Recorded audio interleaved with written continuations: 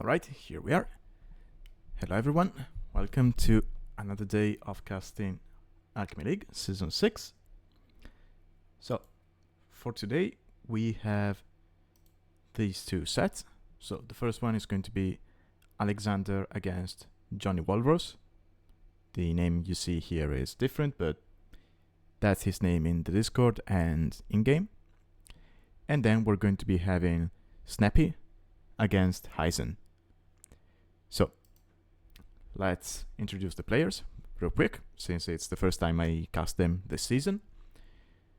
Johnny Walrus, 1500 player from the US, who I believe is the first time playing in our tournament. So he's a newcomer. And then we have Alexander, who he has the highest of 60, almost 1700, but he is sitting at 1500 right now. So this should end up being a pretty balanced match. And Alexander is from India. Now, I do not remember correctly in which season he played, but I'm pretty sure he played in other seasons of Alchemy League. Might have skipped a couple, but it's not his first rodeo. That's my point. So that's going to be our first set. Now, for the second one, we have HeisenN, who is a player from Argentina. He's around 2K. And I believe this is his first time in our tournament. And I think the same goes for our second player for the second set, which is Snapy from Colombia, who is around 2K himself. Maybe he played another season, I'm not too sure. I know this time around we have about 3, maybe 4 players from Colombia, and a couple of them have played in previous seasons as well. I do not remember if Snapy was there. I don't remember casting one of his games or seeing Tech casting one of them, so probably not.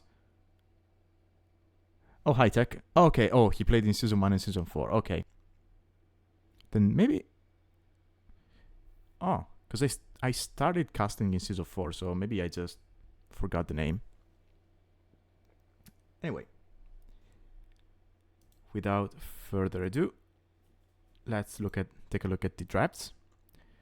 Okay, so here we have Chlorina as our map for game 1, since this was played in round 1 of the season. Actually, both sets were played in round 1. I'm just trying to get the sets which were played before the patch came out. I'm just trying to get them out of the way, so when the next patch drops, we're done with those and we don't have to worry about the fact that we cannot longer watch them.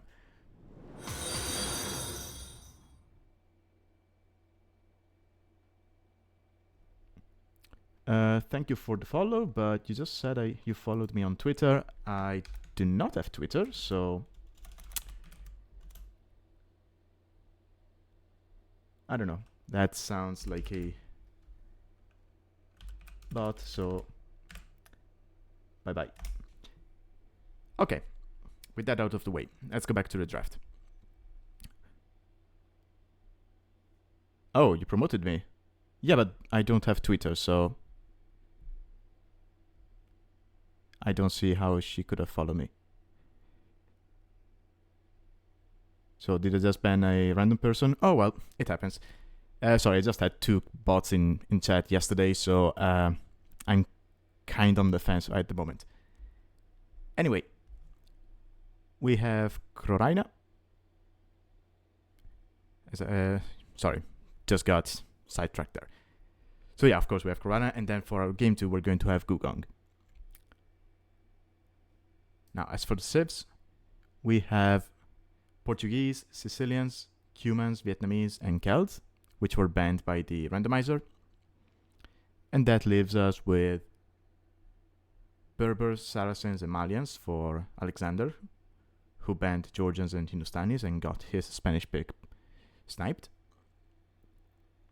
And then for Johnny Walrus, we have Franks, Magyars, and Koreans. And he proceeded to ban Bohemians and Mongols, and got his Malay pick sniped.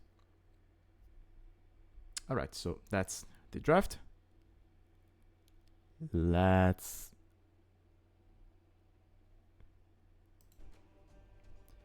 me load up the first recording pretty quick. Ooh, and I already see something which I'm very happy about. Just let me show you capture age.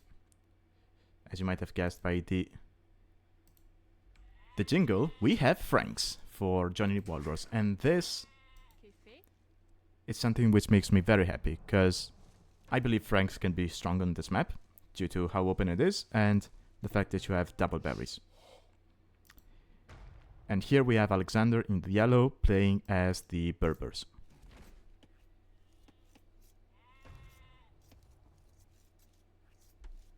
Oh, a graphic artist. I just don't know if that's legit, because I've received plenty of messages like that, even on Discord, and after a while you just can understand and read the pattern. So I don't know if it's a bot, I don't know if people are just copy-pasting messages, but at the moment I do not really need a graphic artist, so I don't care. I mean, maybe I shouldn't have banned them.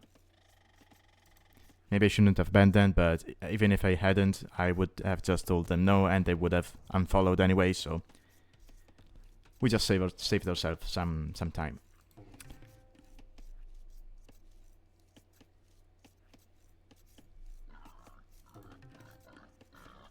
I mean, Tech, I don't think you should be feeling bad.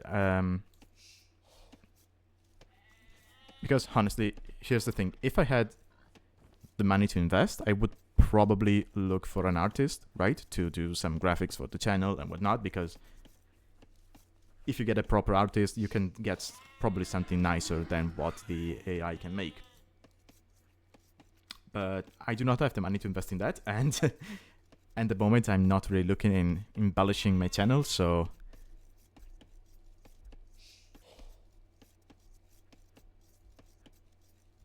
oh, don't worry about the drama.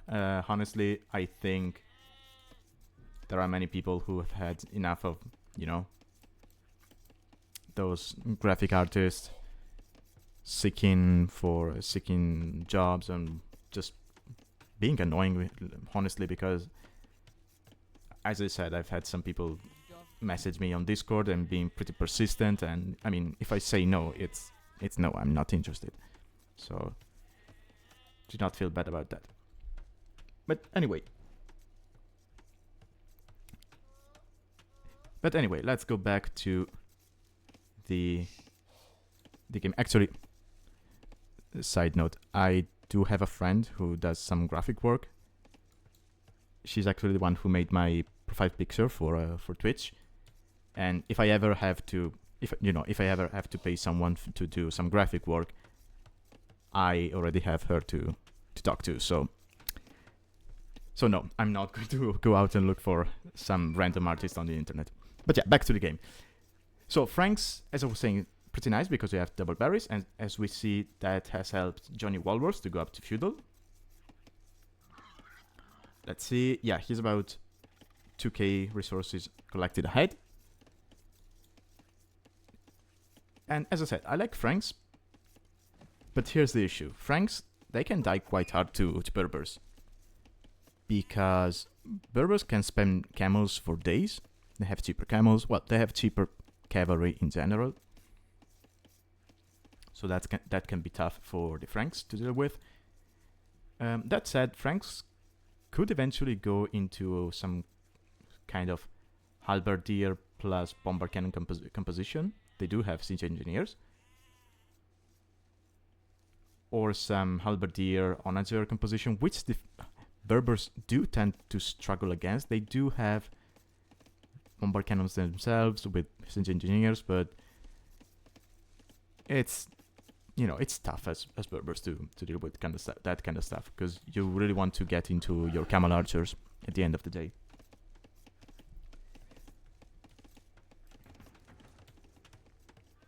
Ooh, okay, we have some barracks from Johnny Walrus. He just hit feudal. I think we're going to be seeing a stable straight away. Yeah, there it is. So he is going aggressive. Ooh, did he notice that? Ooh, he missed that.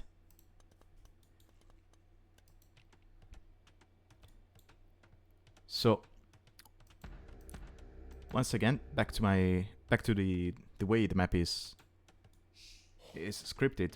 We have this gold, which is surrounded by the walls, and you can access it with the towers. You can take control of the towers, just like a monument.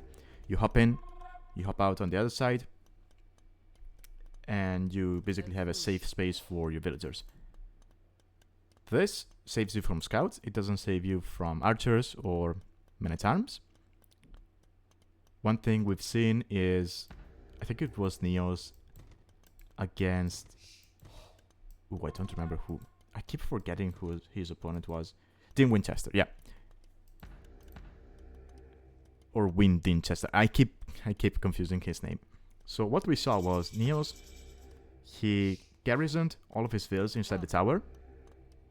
But since he had no units left outside, the moment Dinchester's unit came to the tower, he took control of it, and the villagers were just ungarrisoned and killed by Dinchester's unit. So that's something to keep in mind. Now, Alexander knew about the tower trick, and he just went inside to take gold, but I do not see Johnny do the same. Although, to be fair, he's going scouts, so he doesn't really need gold at this point of the game.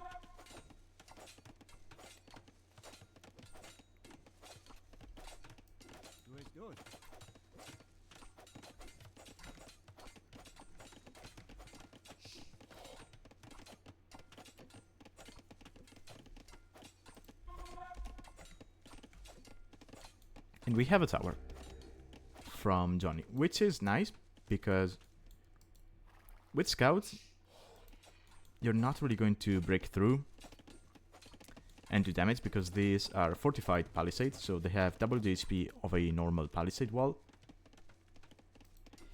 Now the problem is this tower is a little bit late because Alexander is up to castle and his eco is not looking as strong. Oh, yeah, actually I was about to say that Johnny's eco is pretty strong, but he has no farms yet. And being Franks, he should have a nice time dropping farms because you get the farming upgrades for free.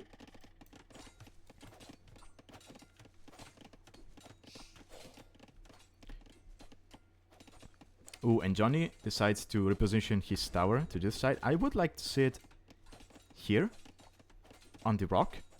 Like you put it here and then you just wall around it, and suddenly you're denying both the wood lines. You're forcing your opponent to go out for wood, and that's when your scouts start having value, right? Because then your opponent is exposed, you can actually kill some vills maybe, or at least make the game messy.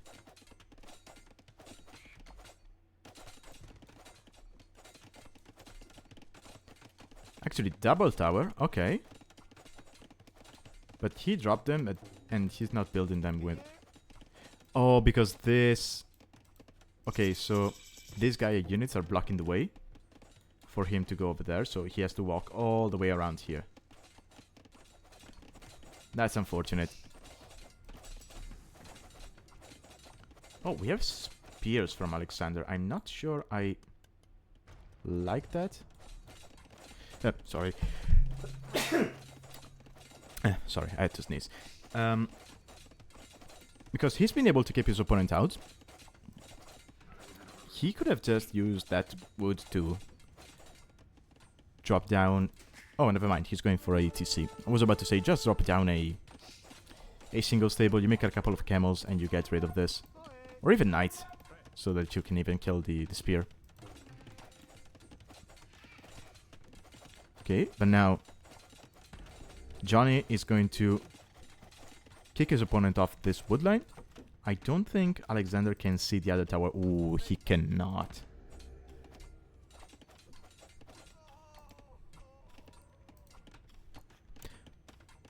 Yeah, Johnny is playing very aggressive, and it's also doing that in Feudal, which is something we haven't really seen on this map that much. Right? We've mostly seen people just wall up, go up to castle, and then be aggressive in castle with the unique units and whatnot.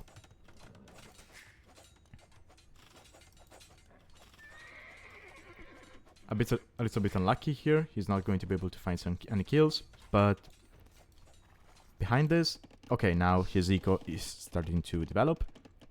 He could even... Ooh, that's nice. Okay, he could just wall like this, and suddenly this whole area is safe.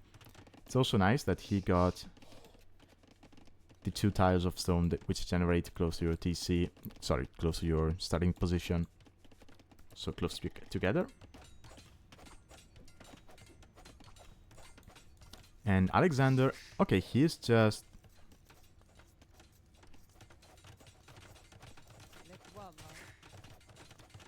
He's just taking stones, so I guess... Yeah, he wants camel archers.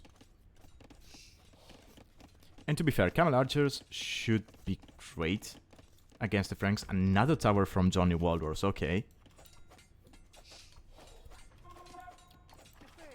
He really doesn't want his opponent to have any resources. And this woodline, I mean, this side is protected by the TC, but this one is not. And those villagers were dancing. Oh, okay, 1 kill. We'll get a second one, nice.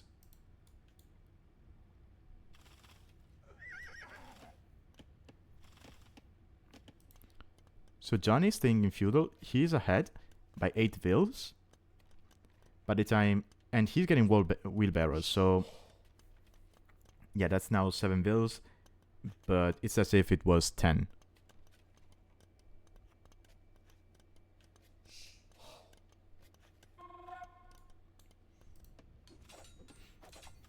Yeah, I don't think Alexander was expecting this level of aggression.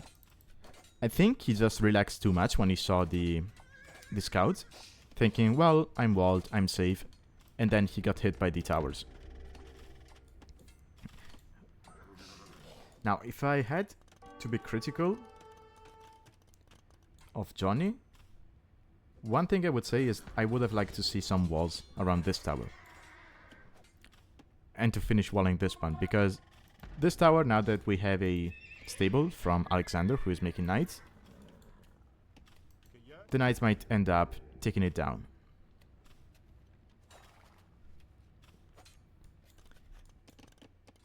But that's the only, let's say, critique I would have for Johnny. Everything else, I've liked it. This villager is going to die. That's the sacrifice we're willing to make. Second stable, we have Johnny, who is up to castle. He already has wheelbarrow. Vill count is probably going to be similar by the time he gets up. But then, with this eco, I think he can sustain double stable production and drop a second TC quite comfortably. So, this has been a nice game so far.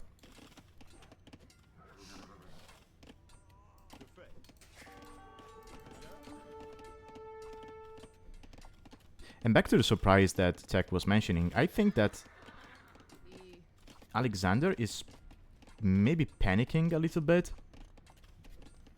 Which he doesn't really need to, right? But when you're under this kind of pressure, especially towers, they kind of mess with your head. And things are just going to get worse the moment he sees Johnny hit castle. Because he will know that now, oh, the Frank player is up to castle. There's going to be knights, not just scouts.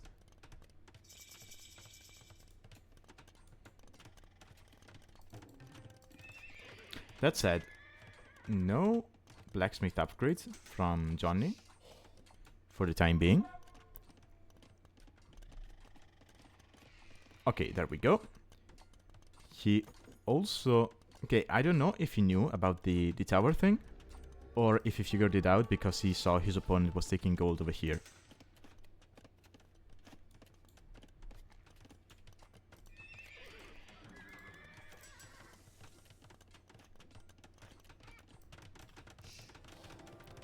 Okay, castle from Alexander. It's going to take care of this tower and kind of protect this gold area. I mean, you're against Franks, so you are not going to have to worry about archers or cavalry archers. So just the walls is enough. You don't have to worry too much about your villas being hit by units while they're taking gold.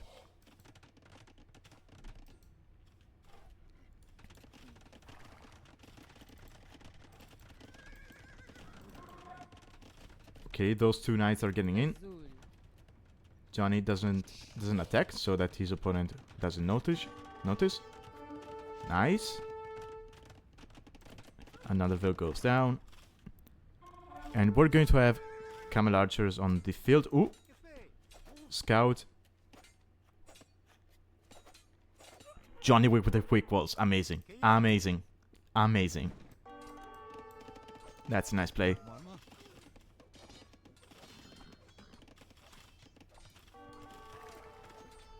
These two knights are just going to be annoying on the woodline. I think they'll get another kill. There we go.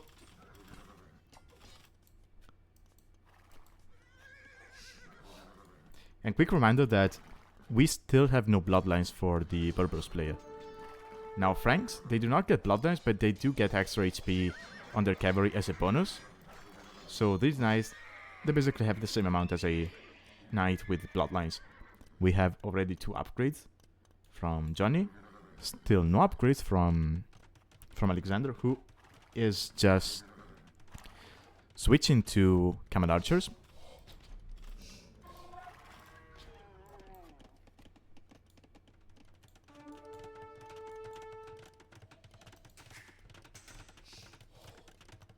This TC is a little bit sad because it's far away from the woodline and from the gold as well. We have the second army armor coming in for the 13 knights from Johnny. And this is still open.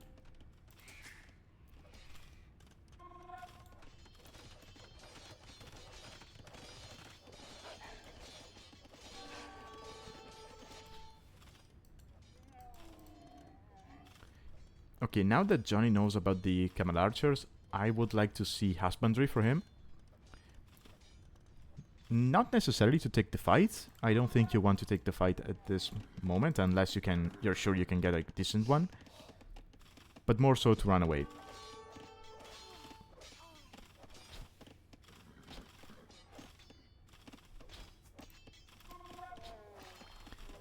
Because the camel archers are just going to kite you and hit and run.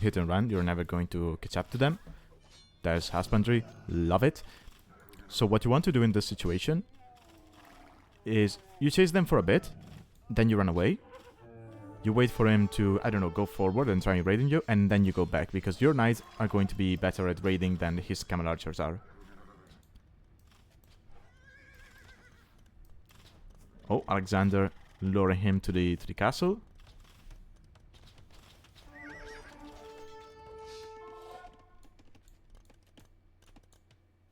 Ooh, and look at how Johnny is dropping down TCs.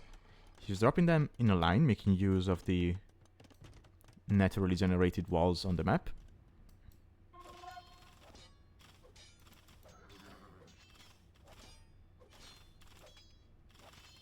This may be a slight waste of units, but you're still keeping your opponent's villas idle. We have 20 idols from Alexander with a 34 vil count.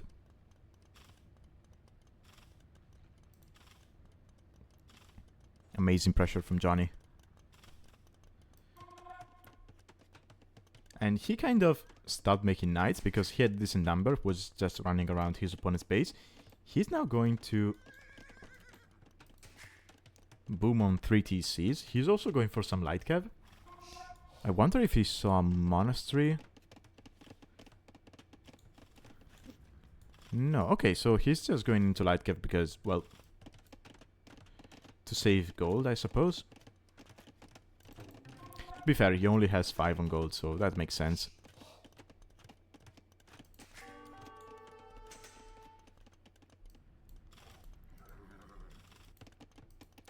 Now, camel archers can be annoying to deal with because they can just sit outside of your TC's range and snipe your vills. But while Johnny is going into Elite Skirmisher, that's fine. But being Franks, you have cheaper castles. I wouldn't mind seeing a couple of castles in his base, right? You put a castle down here, and maybe, I don't know, down here. And you then wall like this. You basically secure a good chunk of the map. Light Cave is an interesting choice. So, it's not as tanky as a Knight, but it does have 2 pierce armor, so it's still quite decent at surviving shots.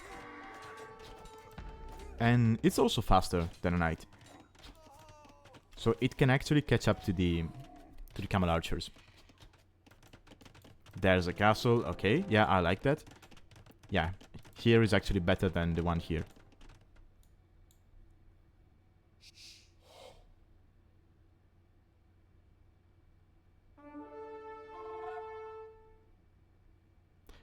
So this knight is dancing.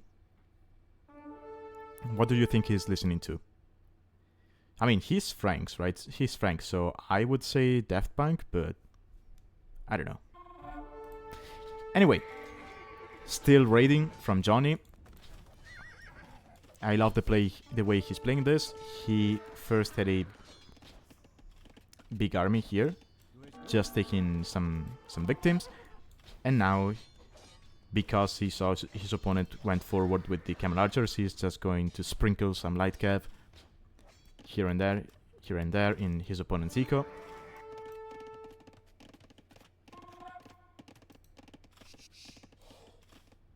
Okay, the night party is over. They're just moving. And, I mean, that's an insane lead by Johnny. He could easily drop another castle in this area. And then let's say you drop a castle here.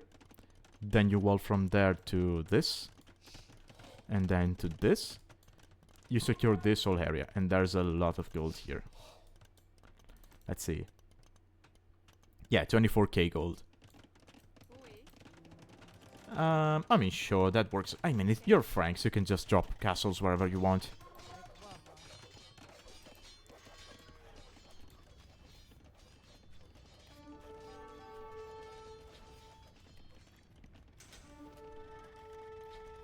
Alexander just now getting bloodlines.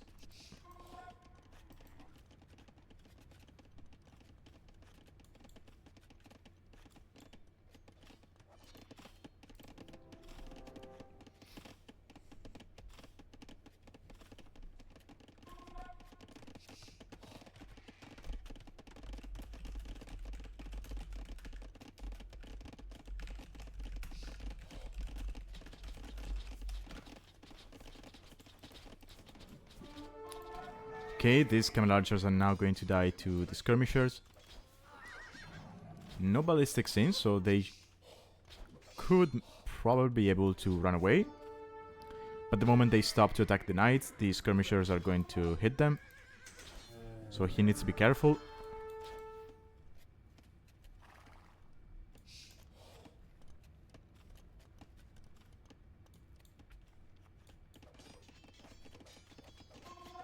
And Johnny could easily sell some wood and go up to Imperial if he wanted to. I think that's what he's thinking. Here's the market.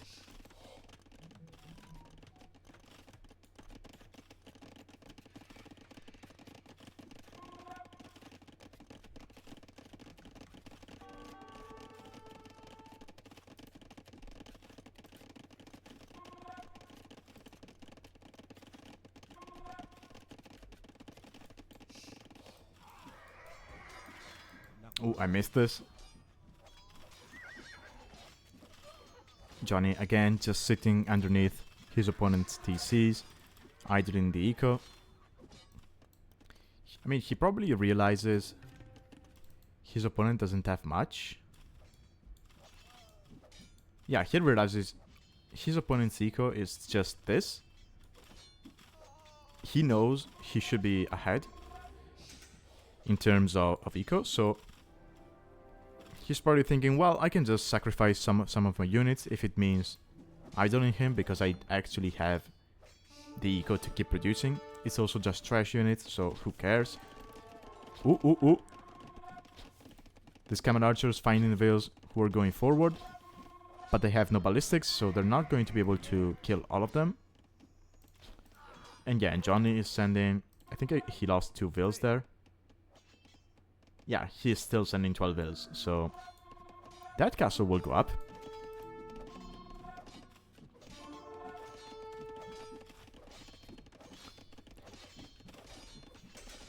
And it will actually go up at the same time that Johnny gets to Imperial, maybe a little bit earlier. And this will be a crazy good position for Johnny to just make a couple of traps, take down the TCs, and then move to the castle.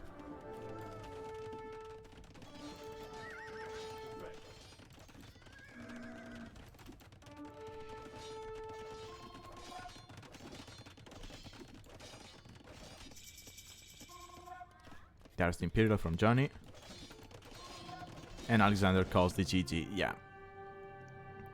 Yeah, he knows there's nothing he can do from this position.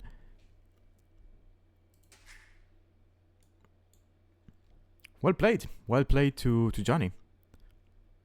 That was a good pressure. He quickly realized he was not going to do any damage with the scouts them alone, so he just added the towers, got his opponent off wood, forced him to go here. He intercepted with the scouts, got a couple of kills. I think for Alexander it was a bit of a mistake to go for that TC, right? Because you're going fast castle as Berbers. I think you do not want to drop a second TC, especially when you're being pressured by scouts. I think you drop a stable, you make some camels, or even knights. You take the pressure off from you, and I think you play 1 TC stable for a while, if you see your opponent is still in feudal, and then after you have, I don't know, 5 to 6 knights, you maybe add the second TC, and you take it from there.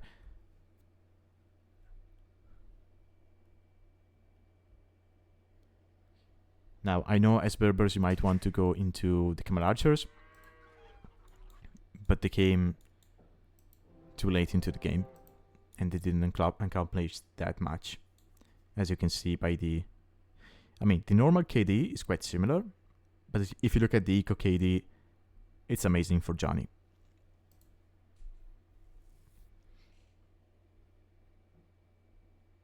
Yeah, I agree, Tech. He played the disadvantage quite well, because if you both go fast castle and you get into a knight fight, well, the Berbers, not only can they add camels to their knights, they get cheaper knights. I know as Franks your eco is technically better because of the free farming upgrade, but still, you're going to have to face big numbers of units. So I agree that going for feudal pressure is the play here. If you do not do that, you just die.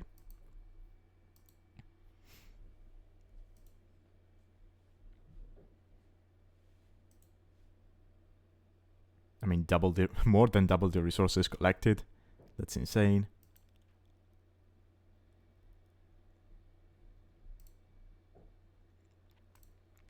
I mean, this is what I meant, right? If Alexander had gone for fast castle knight straight away, he would have had 9 minutes, almost 10 minutes to do damage with those knights.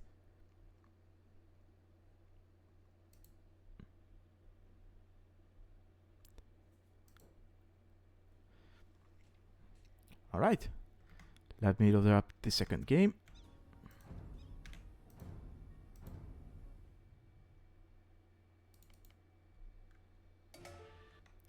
which is going to be on Gugong,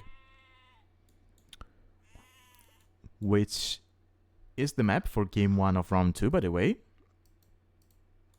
So, I mean, this was played in round 1, but the players, thanks to this game, they might have gotten some experience for the next round. So, what is Gugong? It's basically an arena map, but as you can see, you do not have the huge amount of wood that you normally have around on arena. Instead, you have 2 woodlines in your own base. You then have this square of wood, I mean these lines of wood, which have 300 instead of 100. So there aren't that many, but they're quite efficient. And then you have smaller wood lines, which have 200 wood each. The map is divided in basically in squares. So you have one square here, which is similar to another one here, where you have 2 relics. I mean, you have 1 relic per square. And those 2 squares, they always generate, and they're kind of mirrored, right? And then you have the 2 odd ones.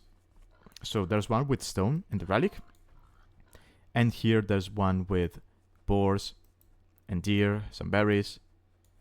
And as you can see, Johnny is already taking a boar with the scout.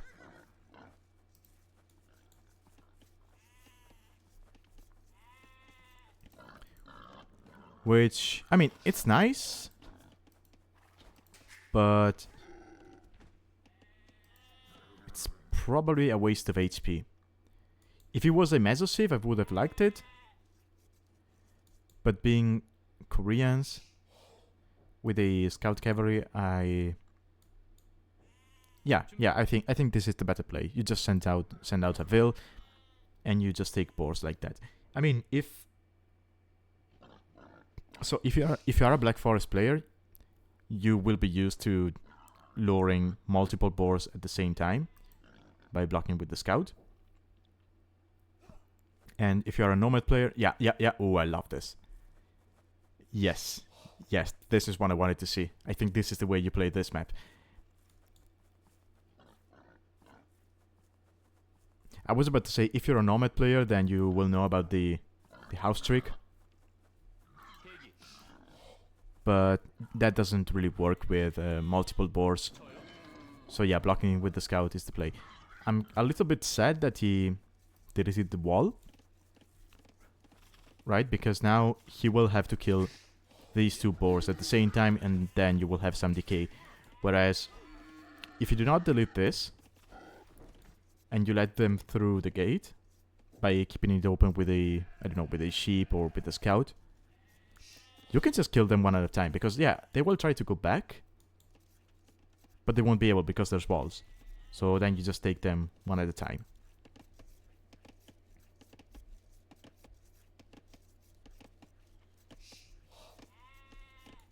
Okay, so back to the... That's enough about the map, let's talk civs. We have Saracens for Alexander,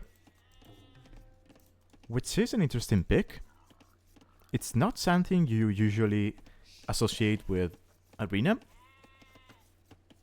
but I mean, if they abuse their market, they can pull off a decent Siege Monk push, or even a tower rush, where you're going to be able to go up to Castle Age even faster than other civs. So yeah, because of the market, they're flexible, they have plenty of options. They also have a very, very nice tech tree. They have all monk civ techs. Sorry. Their siege is pretty good. They are missing heavy scorpion, but I mean, they don't really need it. They have a unique tech, counterweight, which improves the attack of their onager line and traps. And that's it. I mean, they also have great camos. They have great arbalesters. Overall, a very good civ. They don't really have a proper eco bonus, aside from the market one. But they're still nice. Koreans, on the other hand... Oh, and Johnny took the 4th boar as well. Nice. So Johnny will have meat for days. So Koreans, they excel at defensive structures, so they have amazing towers. They have an amazing unique unit in the War Wagon. They have cheaper units when it comes to wood cost. And then they have Arbalister fully upgraded. They have a Bombard Cannon. They have amazing Siege Onagers. Shinkichon gives them +1 range. And as for the towers, Upsong gives them +2 range as well. And because of their team bonus, they have less minimum range on their Onagers. So it's actually harder to run up to a Korean Onager and kill it. You will risk getting hit in the face by some rocks.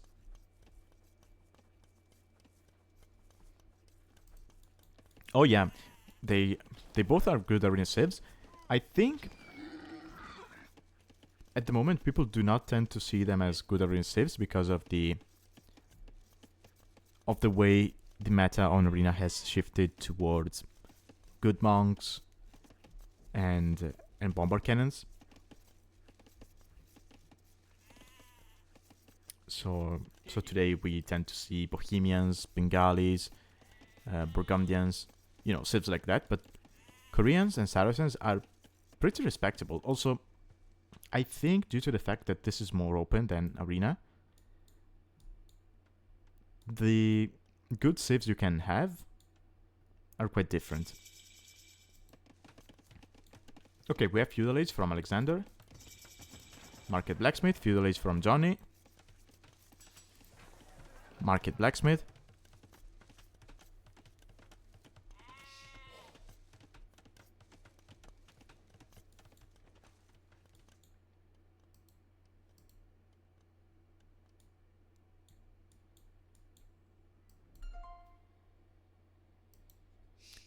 And I just wonder if anyone is going to go for the relics, because quick reminder that Alchemy League is played on standard victory, so you can win by getting a wonder, you can win by getting a relic countdown. Ooh, and actually we see... Okay, it wasn't Market Blacksmith, it was Market and Barracks. And then he's going to add an archer range and have a slightly slower uptime. Is he going archers or is he going... Okay, yeah, he's making archers. That's a clever play because from Koreans, as we can see, Johnny is on stone. You might expect a castle drop. Now, generally speaking, if you're going scouts, you might be able to stop a castle drop, but there's a chance that your opponent is going to come forward with bills and a couple of spears. And so your scouts are pretty dead if that happens. But with archers, if you have 4 to 5 archers, you can quite, I wouldn't say easily, but quite handily deny a castle drop. He's missing fletching, which is going to be needed.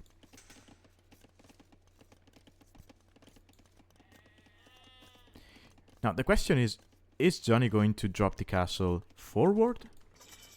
Or is he going to drop it at home? Okay, he's not going to drop a castle, he's going to drop a TC in the middle, okay. Rethinks his options because he saw his opponent's scout. Okay, and he drops it at home, yeah.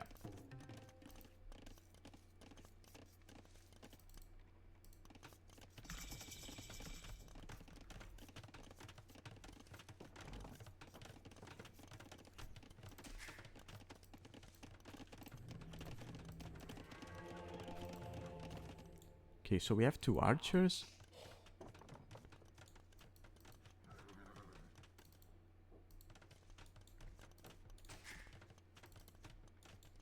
Okay, now Johnny knows about the archers. And he might be a little bit surprised, because normally you see scouts when people want to contest the relics. Johnny, of course, doesn't really care at the relics at the moment, which might be a mistake.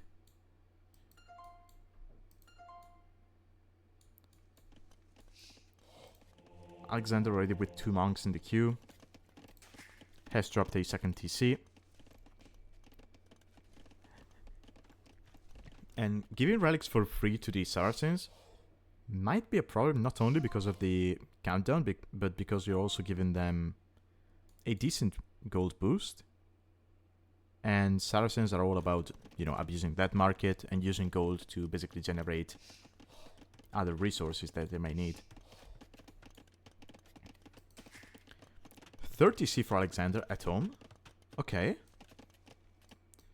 I'm surprised neither player is going for the Spires of Gold. Dropping the TC there. Or for this stone, actually.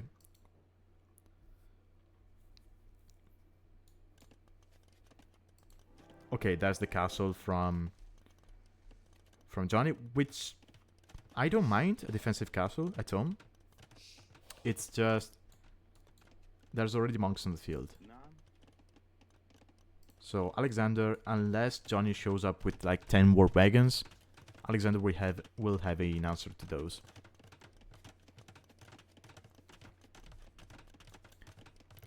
Also, I just know that the war wagons are going to bug out because of the position the castle was built in. In older days of Arena, when the castles were more common at home instead of going on your opponent's face, you would see players like delete a corner of the walls and just drop a castle there. So they would have a nice spot from where to send out their unique units. It's something people don't really do nowadays. I like it. Especially when you have clunky unique units like the war wagons.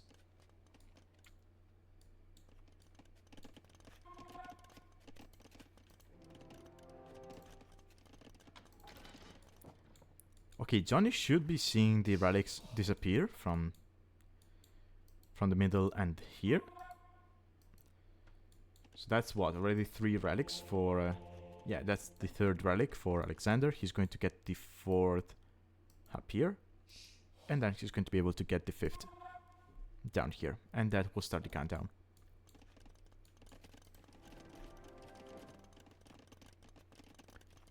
Getting Sanctity. That's going to be nice against the war wagons. He doesn't know about the castle.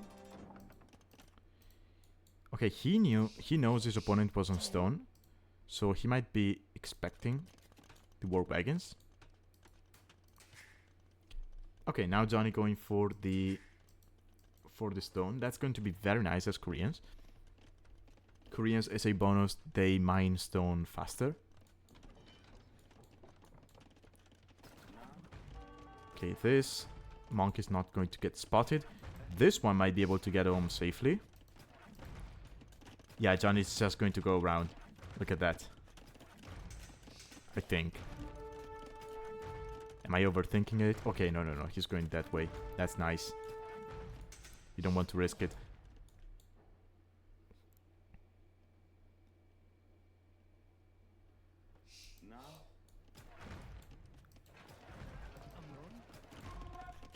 And he's making more monks now. I mean, he sees war wagons, so that makes sense.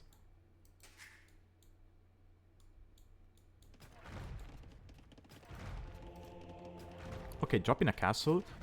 So I don't think I've ever seen Mamelukes against the war wagons. But it should be nice for the Mamelukes. War wagons don't really shoot that fast. Okay, no loom for Alexander still. Johnny coming forward. That's a castle. Okay. Ooh, that might be an issue though. Okay, so Alexander is going to be able to get his 5th relic. He has a castle, so if he market abuses, he can just click imp and trap this down. He's fine. He's completely fine. I mean, sure, he's off this gold, but he still has this one. Yeah, just sell the wood and go up.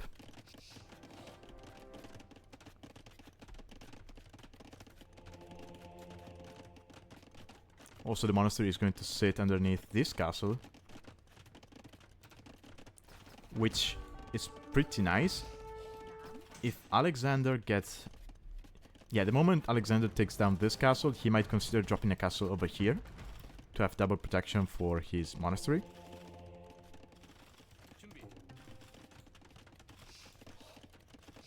And there it is. We have the countdown for Alexander, who is up to imp. He's going to be able to trap this down. And I think Johnny is going to be in trouble. He's dropping another castle here. Okay, so just making use of that stone control he has.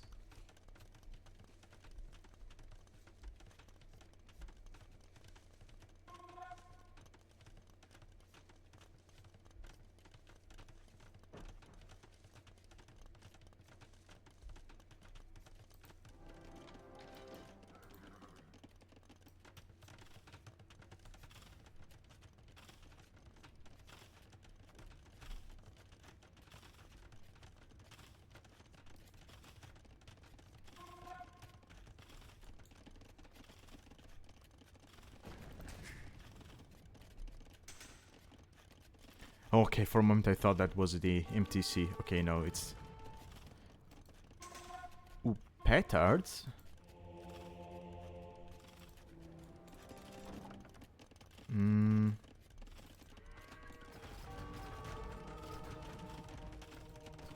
Should be able to convert the war wagons.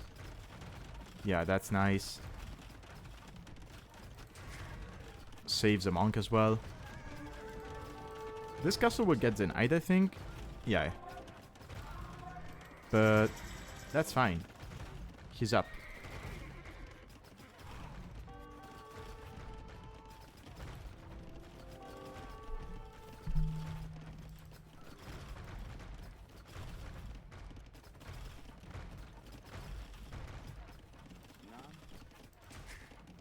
Oh, he has 2 monks in here. I mean... Mangonels is a weird choice against the war wagons. But yeah, now this castle goes up. And Alexander is fine. He's going to have double castle to make traps from. Okay, Imperial coming in for Johnny. Who, by the way, has a massive eco advantage. So, okay, hold on. He will lose this position. Probably this one as well. But he's going to have an eco to make units with. Okay, for sure he will need to be pushing because of the relics. But he still has 140 years. So, okay, when I said I thought that Johnny was in trouble, I was wrong. I think he's fine for the time being.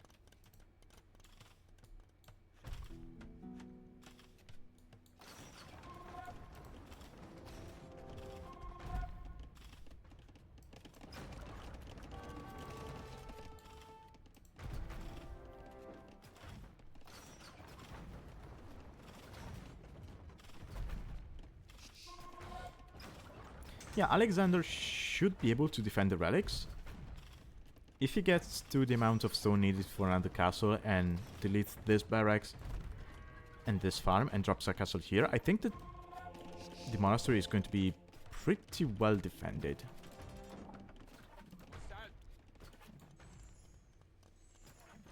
Okay, let's see.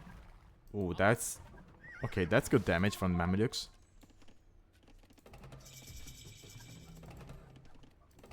That's a lot of mangonels.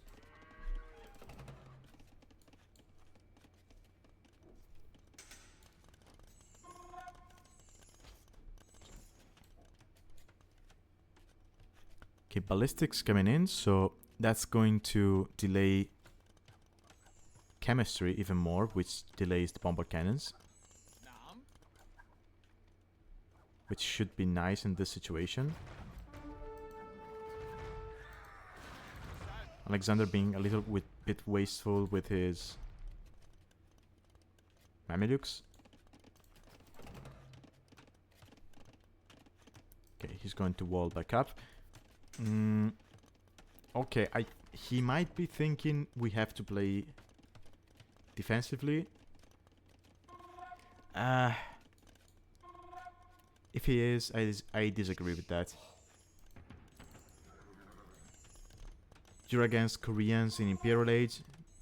You're giving them time to get the eco up. I mean, the eco is set. You're just giving them to get the time to get upgrades. This is going to be pretty hard to deal with.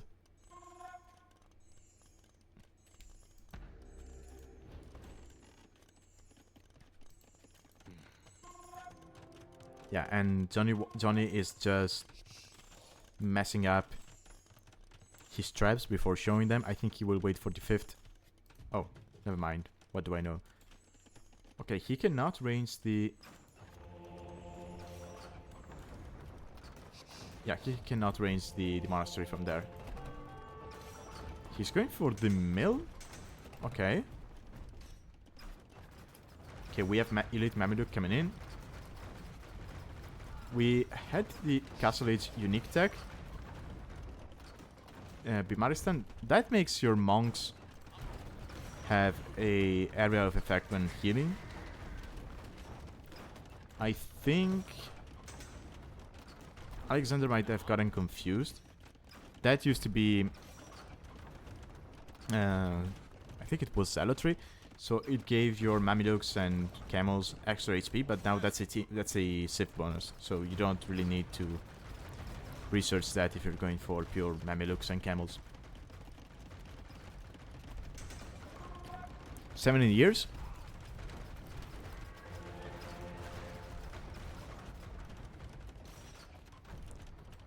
The traps still cannot range the monastery. Oh, never mind. One is hitting the... Ooh.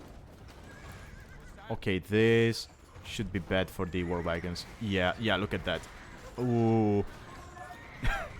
Yeah, Mamelukes are insane once you get all of the upgrades. I mean, he's still missing the attack upgrades.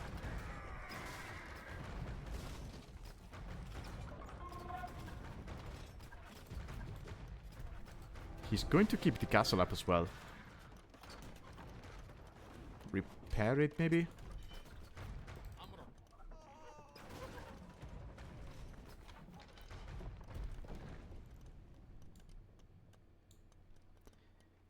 And Alexander holds. I think if Johnny had commanded his... tasked his tribes to attack the monastery to begin with, he might have taken it down, because he had like 4 to 5 traps there, and they were sitting here and they were just outside the range for the monastery. If they sit here, then Alexander has to come out with the mangonels to shoot them, which leaves them open to the war wagons.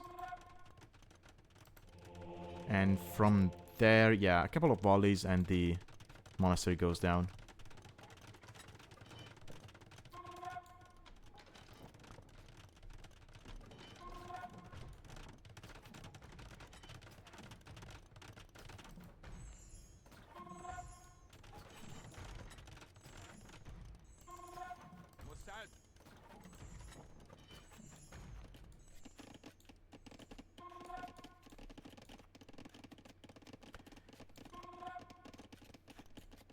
I mean, I was about to say Alexander is going to run out of wood in his base, but that's fine. He's got 4k in the bank.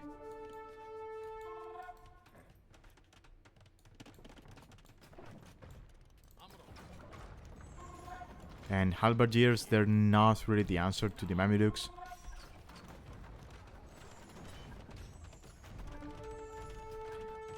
Arbalester would probably be Johnny's best choice at this point.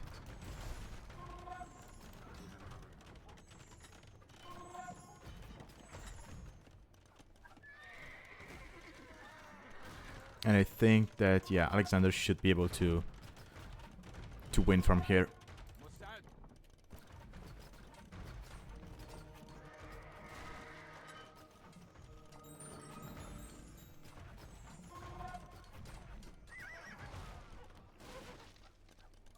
Yep. Just runs back into the base with the Mamelukes. That's going to keep him safe. Yeah. And we're gonna get a relic victory.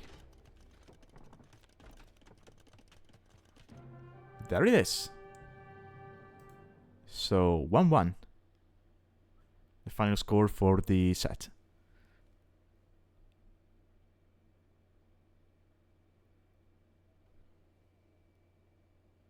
Yeah, fun one. I think this is the first relic victory I've seen in this season. That's pretty nice.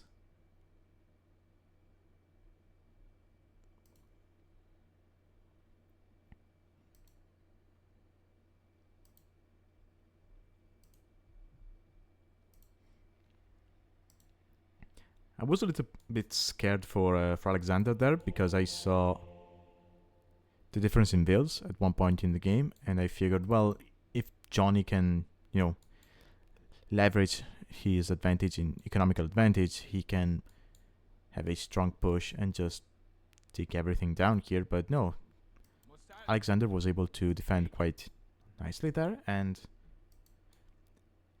gets the win.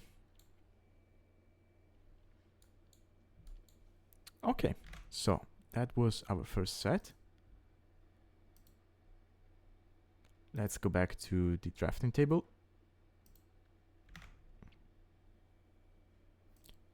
We can close this.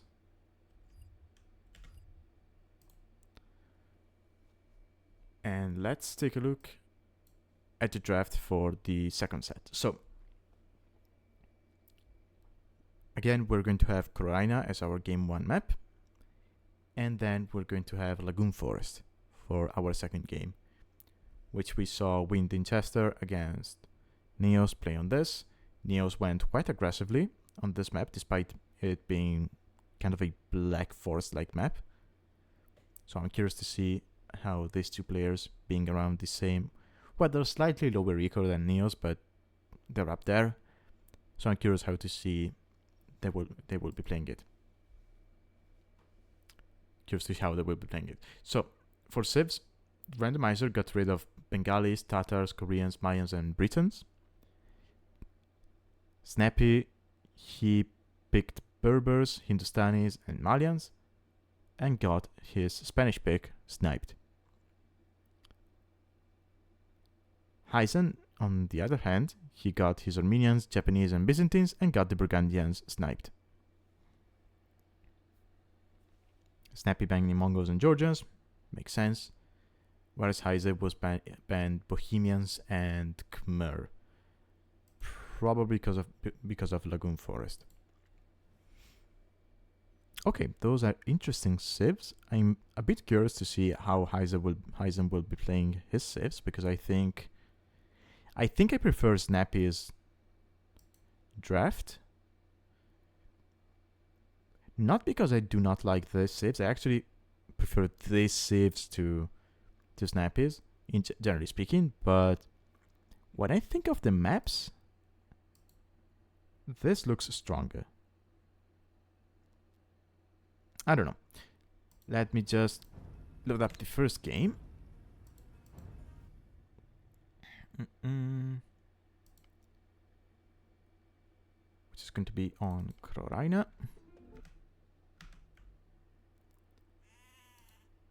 Okay. Here we are. Okay, I'll introduce the civs real quick. And then I'll be gone for about 1 minute because I forgot to get water for this stream and my throat is hating me at the moment. So we have Malians here in the gray for Snappy. And here in the blue we have Byzantines for HeisenN. And I'm surprised by that because I was expecting Byzantines for the next map. But I guess he knows more than I do. Now, both picks are interesting because from high elo players, we've seen a lot of unique unit play on this map. And I think that's what Snappy was thinking of because he picked the Spanish, but they got sniped by HeisenN. But then again, he had Berbers available, so maybe he wants to be playing weak battles, or he wants to make use of the gold bonus to just go crazy with cavalry spam in Castle Age. I don't know. We'll see. As for Byzantines, now that's a civ you can go crazy with the spam. With the camels, with the skirms, with the pikes, you can just spam units for days. And because of the bonus HP they get on the buildings, they're crazy good to keep map control. Especially if they start warming up. They're great overall. Byzantines, one of my favorite civs. I just love the way you can play them. The many different ways you can play them. You can also go for monks, you can go for fast imp, you can go for everything you want, basically. They also have decent infantry, if I'm not mistaken. Yeah, they're missing Blast Furnace, but aside from that, they get everything. So they can potentially even go for champions if they want to.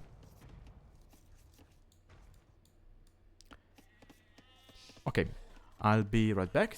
I'm just going to get water. It's Dark Age anyway, so I doubt anything interesting is going to happen for now, since they're both taking their boars. I'll be right back.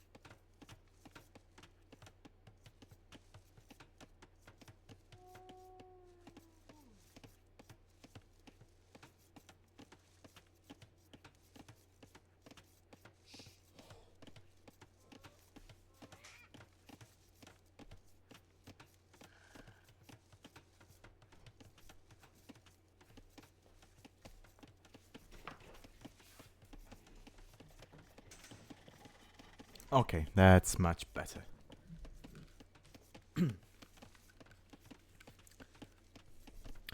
Okay, I see both players still have their scouts.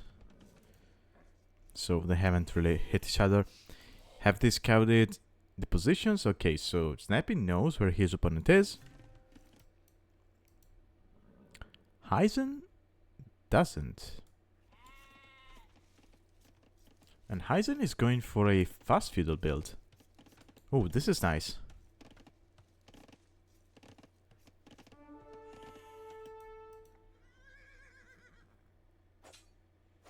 HeisenN taking the fight before he gets to feudal. I'm not sure I like that. Maybe he thinks his opponent is up to feudal as well. I think Snapy wins this. Yeah. And that's brutal. Brutal because HeisenN doesn't know where his opponent is. He has scouted very little of the map. And from the generations on Krarina we've seen, his opponent, he is most likely going to be on the other side of the map compared to him. But there have been generations where you start with your opponent over here, quite close to you, or down here. So it really boils down to how many times has HeisenN done map generations to check the map, and how much does he know. Speaking of knowing, so neither player has gone for the gold within the walls. So I think, well, Snapy probably doesn't know about it. HeisenN, he might know about it. It's just he went for a fast feudal scout build, so he doesn't really need to go to gold for the time being.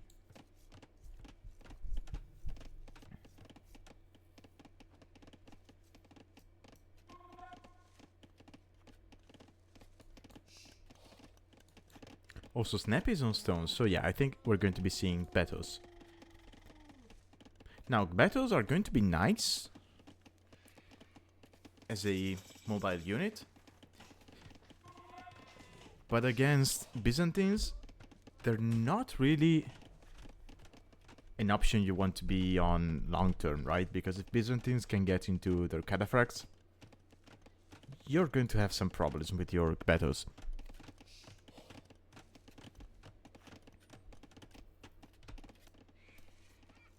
So HeisenN still hasn't found his opponent.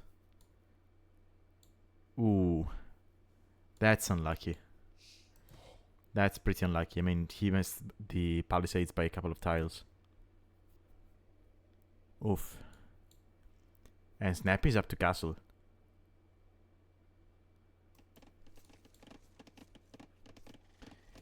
Now, what's good for HeisenN is that if he notices the castle going up, he could do some clever walling. And battles, I mean, they should be able to hit these villagers from here. But if you move them to this to this side of the woodline, then you should be out of range. Of course, battles will be able to just break through the palisades, but I think if you see the castle, you just stone wall or house wall behind that. You do not take any chances. Now, HeisenN coming forward with the archers, so he's really going to invest a lot into field age.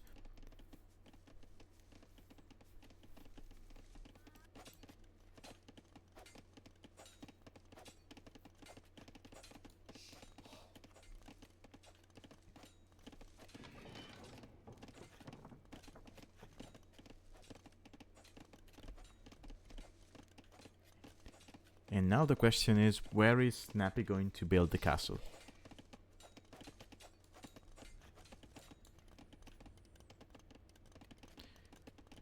Also, I believe... Yeah, that's weird. Why did villagers go that side? Okay, Snapy doesn't know about the archer. Okay, now he does.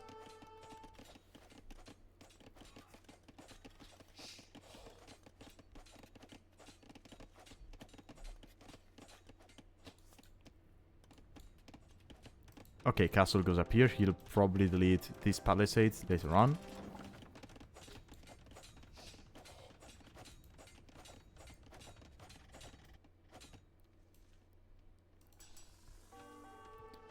HeisenN... Yeah, he doesn't see the castle. Yeah, doesn't know about it.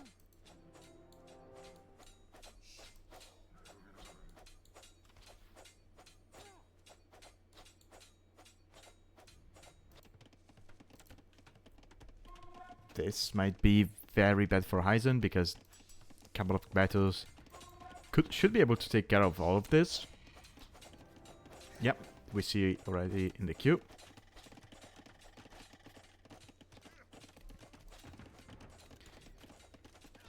Okay, Snapy isn't even going to add a barracks, most likely to get arson and squires, so that these units will break through buildings even faster, and they're going to be moving even faster because they have 1.25 speed. I mean, it's less than a scout, but it's up there, and it's definitely faster than an archer.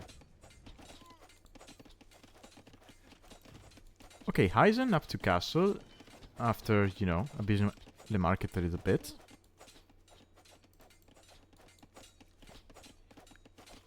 He will now know about the battles.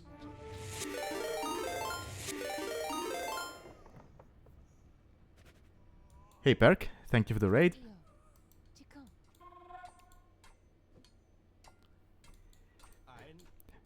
So now he knows about the battles. He's going to... Yeah, he's going to double down on the archers. Another archer range, yeah. He needs to mow down the battles just to make sure the numbers do not get too crazy.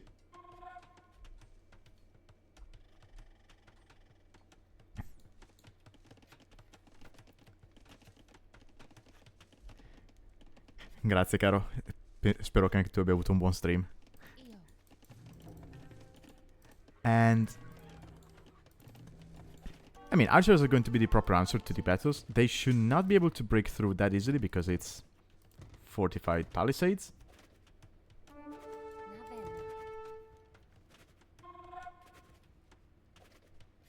Well, never mind. They're going to break through quite fast. And he still has no arson, so that could get even worse for him. Should be able to... Yeah, he's going to keep them out with the TC. Now, the issue is the yurt. I believe they have no armor. Yeah, they do not, so... They will go down quite quickly. There should not be a hole there. With the rocks? Yeah, there's no hole.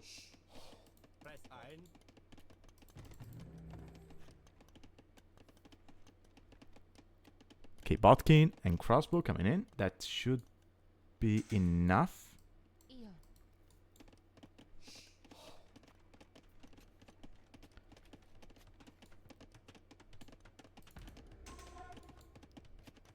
and HeisenN, he has defended quite well.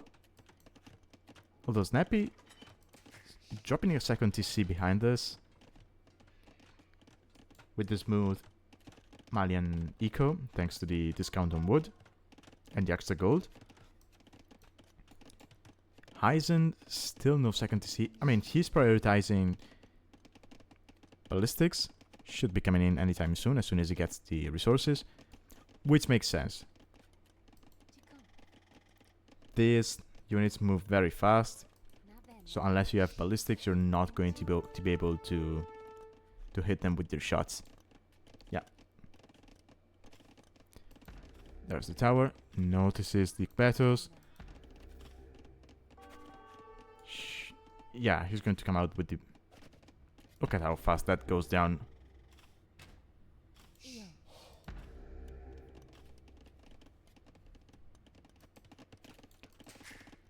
Okay, 30C from Snapy.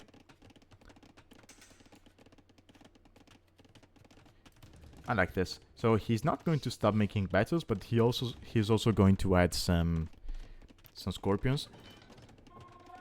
Probably not to be on the offensive with that, but more to be on the defensive. Downwards, love to see that.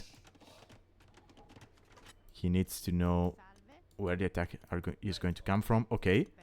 HeisenN, he knew about the way you can use the towers, so he just opts in. Snapy, I don't think it did the same. He just took down the wall with the castle. Still have some scouts here from HeisenN. Might come into play later if he finds a small... Well, actually... The moment he sees the scorpions, he could come forward and snipe them with the scouts. If there are no battles on the field. Or at least knock battles close to the siege.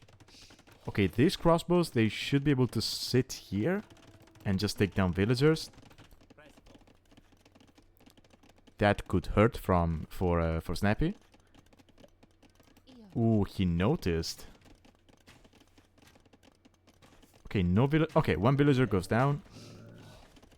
HeisenN is angry, so he just killed some camels.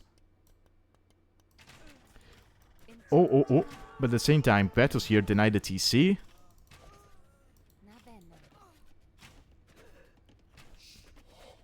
There are enough of them to just kill the crossbows. And after that, they're going to be able to kill the tower as well.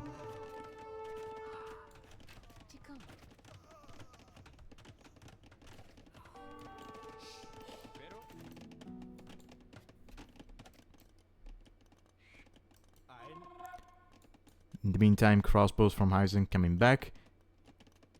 He's probably... Oh no, he's going back home.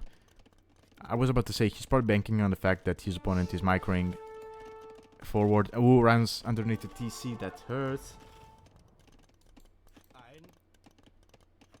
That's what, 4 crossbows, 3 dead. And now there's scorpions. Okay, this is a difficult area to be in.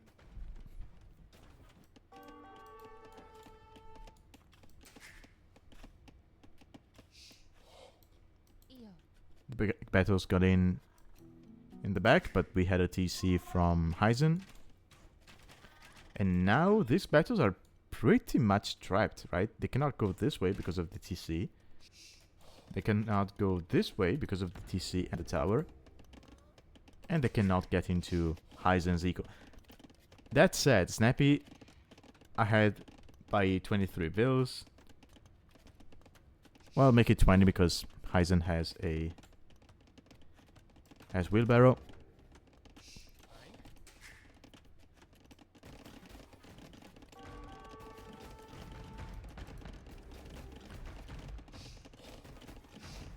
Okay, we'll keep an eye on this. Because they still haven't figured if the towers can be taken down by a ranged unit.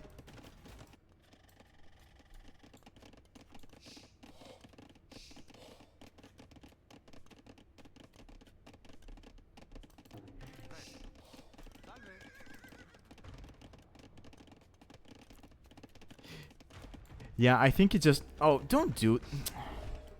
I wanted to see if you could take it down. So I think Snapy just patrolled forward and... Well, HeisenN took control of the tower, so...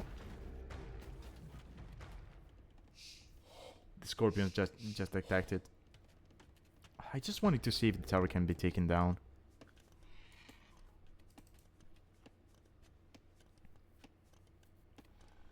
Okay, Snapy with this eco might even be considering Imperial. Okay, for now it's just a switch into Knight. Which I like, because you're dealing with the crossbows. And you know your opponent at the moment doesn't really have the eco to go for a camel switch. Also, neither player trying to take down the Wonders. Quick reminder that the Wonders can spawn a relic. Well, will spawn a relic if you take it down.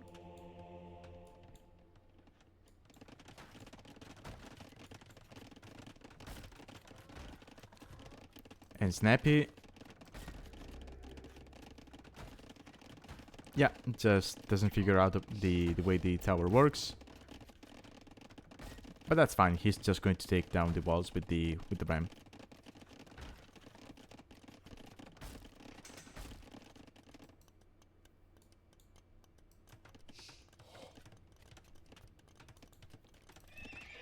Okay, we have a stable for HeisenN. Has he seen any knights? Ah, okay, he noticed the stables, so he might be expecting that.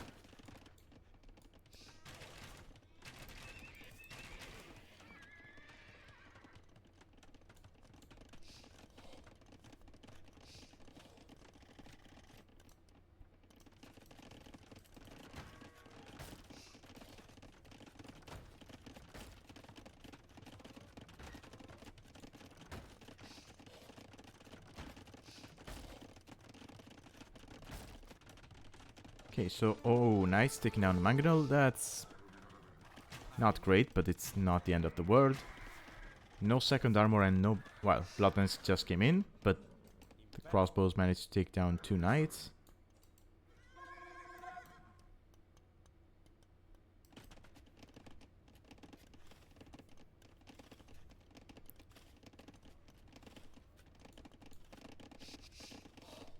So, for the time being, the 2 players have kind of stopped fighting. They're just trying to boom up. We have Imp for Snapy. And what is he going to do in the long run? Because Malians, you cannot really go ranged units. Right, you do get Arbalester, but you miss Bracer. Which is weird. So you're left with Cavalry and Infantry as your options. Now the problem is, if you go Infantry, then you're against Byzantines. You need, if you go Infantry, you need to make it work fast, so that your opponent doesn't have the time to go into Cataphracts. Otherwise you just die. I don't like the Camel choice as well, because, well, first of all, they don't kill Cataphracts, because Cataphracts they deny up to 16 bonus damage they receive, and heavy camels deals 19 or 18 bonus damage, I forget.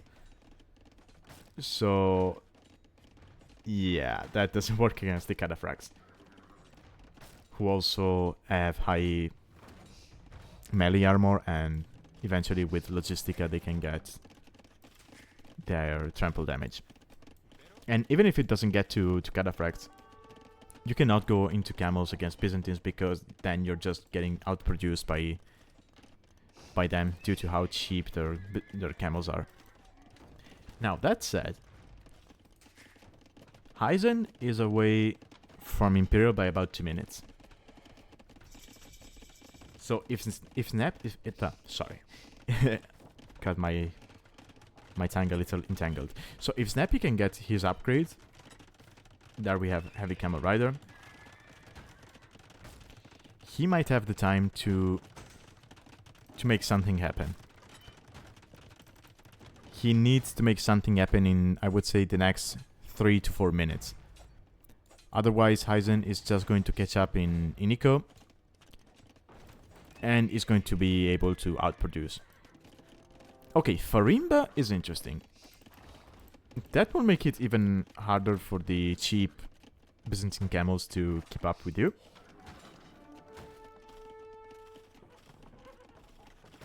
And we're missing one tech upgrade from Snapy.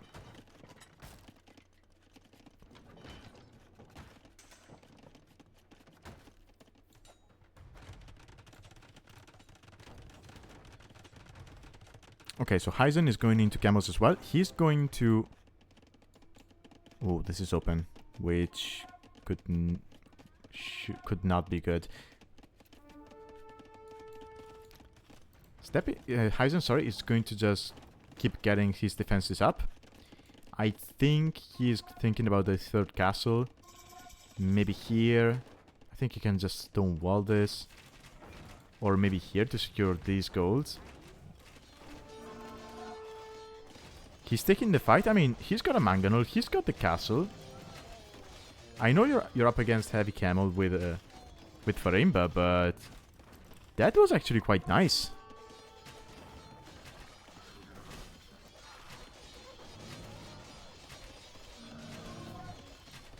Okay, so Heavy Camel has 18 bonus damage against cavalry. Okay, I got the numbers confused.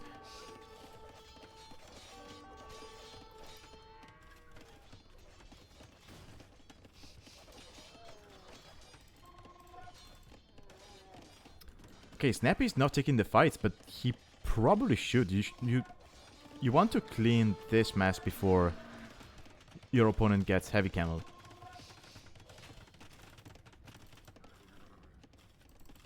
And cataphracts are just so cool. I love this unit.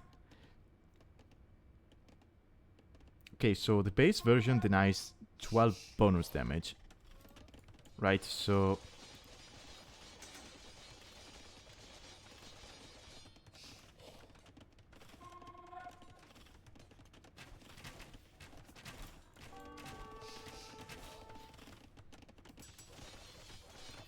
Okay, we have Cavalier raids. They should be dealt with the camels, but that puts the camels out of position.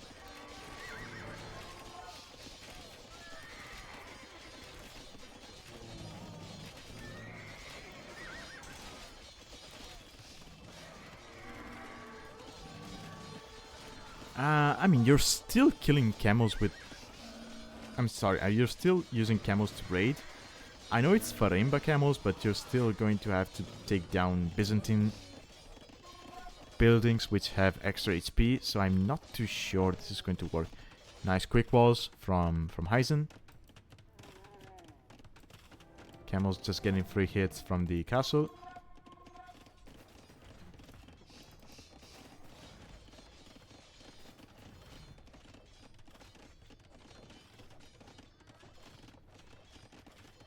No, there's no way Snapy is going infantry, right? I like the scorpions. Wait, do Malians get heavy scorpion? Ah, they don't.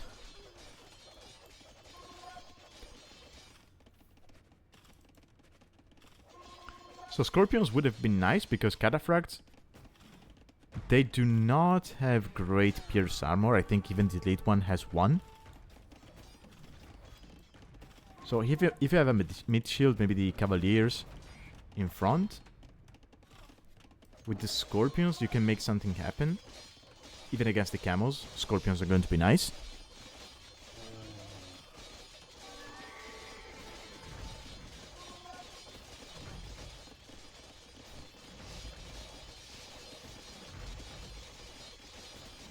Alright.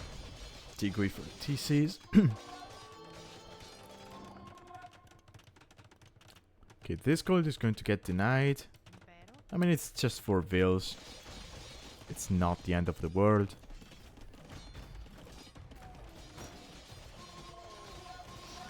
Oh, never mind. The castle might get denied. No, okay.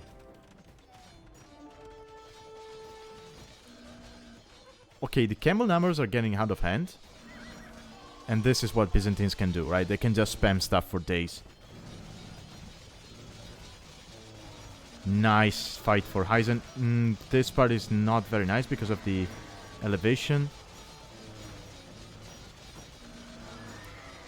Okay, so HeisenN eventually loses that, but now he's going to take down the Scorpions. Again, his camels are dirt cheap. He's going to get Bracer, already has a tribe out to take down this castle. He's expanded to this side. He still has this gold. Oh, he's about to run out of this one. Yeah, he needs to make a run for this.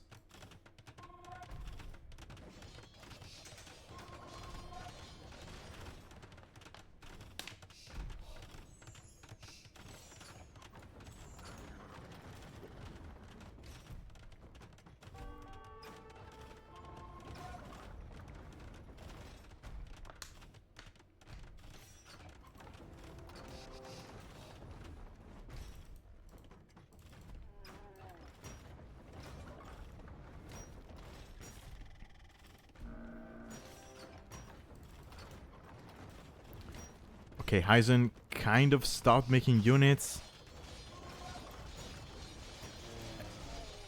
Yeah, so Snapy will win this fight because he has more units. And they're also better.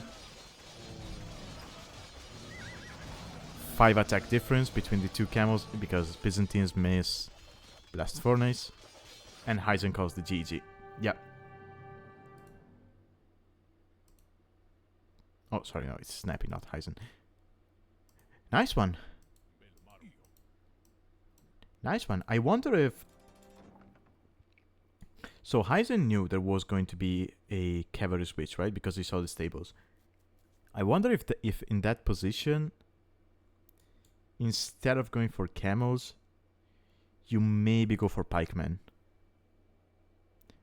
It's tricky because the moment Snapy sees the pikes, he can just switch into the Kbetos if he wants to. But then if you have pikes, you can use your gold to go into Arbalester. Because that's the thing. One-on-one, your camels are always going to lose. So you need the mass. The problem is, if your opponent is faster to Imperial, he's going to be able to keep your mass down because he's going to have that heavy camel upgrade faster.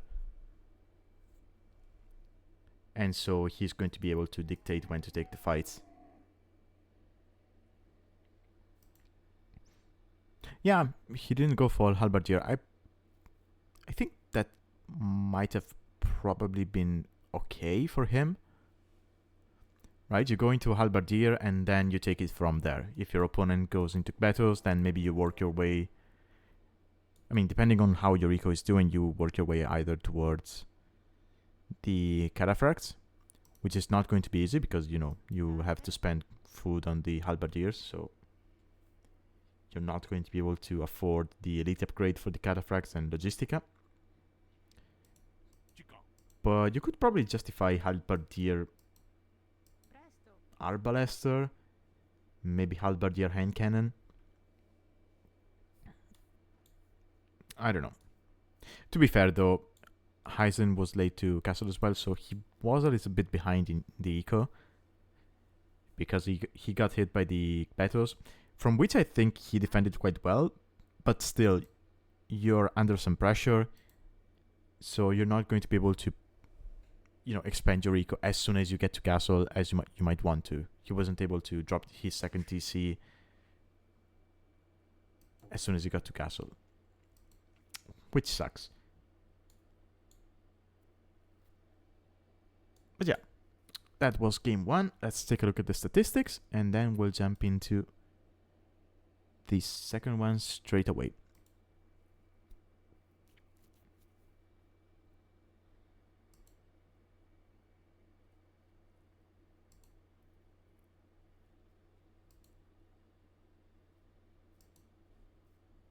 Ooh, same EPM. But for some reason, Capture Age prefers Snapy.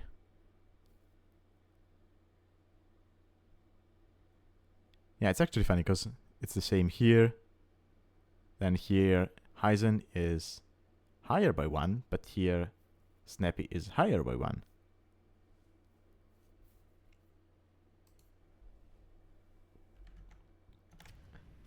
Okay, where's that second game?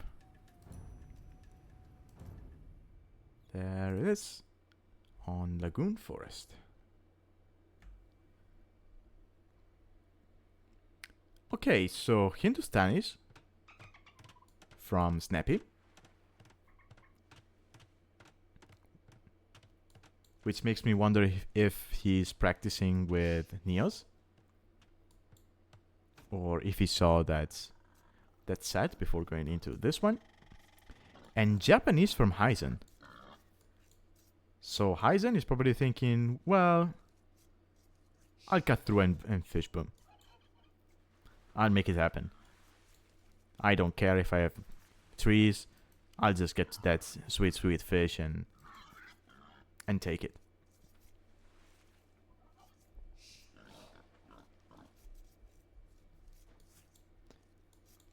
Okay, so Lagoon Forest, as you can see, let me zoom out. The map is divided in different sections. You have these hybrid terrain you can walk on and you can also build on, dividing the different areas.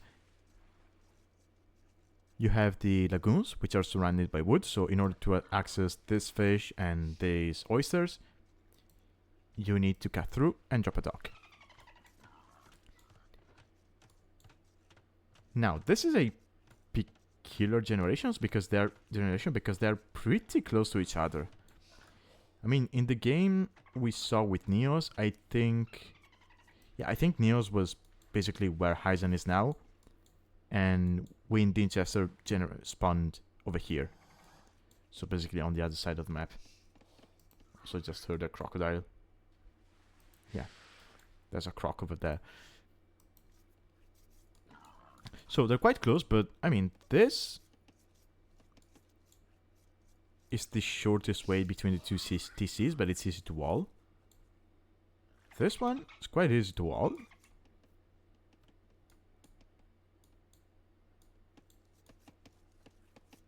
Okay, it's going to take a while for Neos. Sorry, not Neos. For HeisenN to wall the rest. Well, for Snapy as well. But I have to wall this, and this. So, as I was saying in the previous time we casted this map, yes, the areas you need to wall are small, so you don't need that many walls, but they tend to be quite far away from you. So, let's say you wall here, or here. Sure, that's nice, doesn't take that much wood. But if you get pressured, it's going to take a while for your villagers to get from here to here.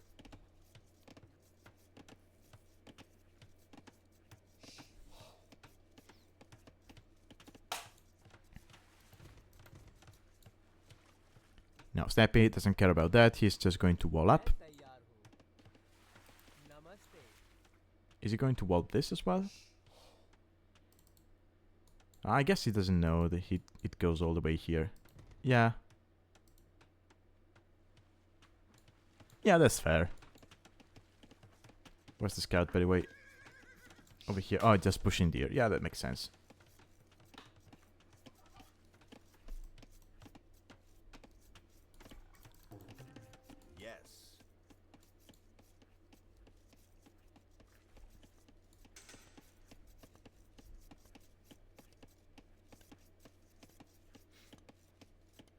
Okay, there was a quick bathroom break mid-set, apparently.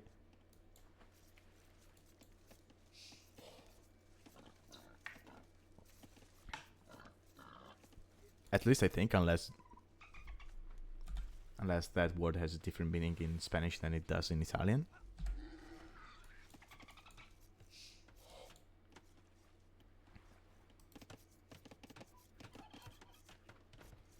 Okay, triple layer of walls from Snapy, so he really doesn't want to have anything to do with his opponent for a while, and I mean, considering the 2 saves, that's understandable, right? Because if this goes late game, Hindustanis should have a good time against the Japanese. Okay, so Hindustani hand cannons, they get +2 range due to the unique tech. And that should be good against the Japanese infantry.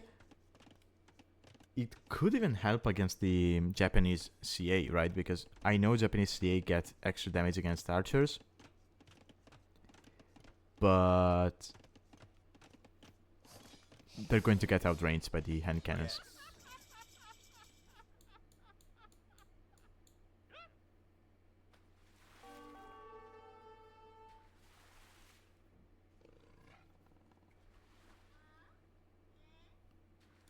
Okay, so we're just talking about the fish on the map.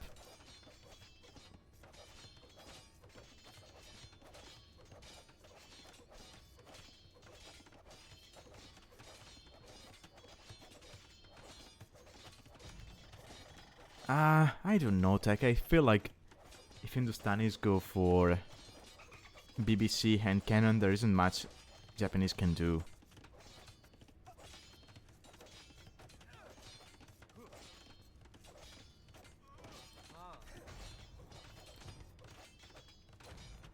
Okay, in the meantime, HeisenN might be able to get through here.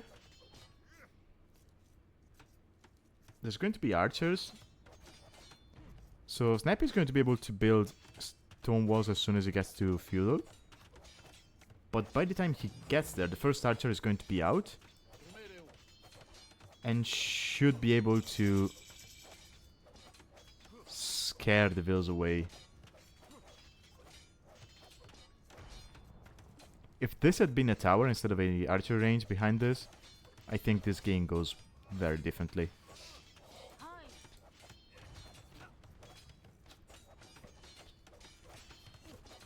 But yeah, I think Snapy is going to be able to keep his opponent out.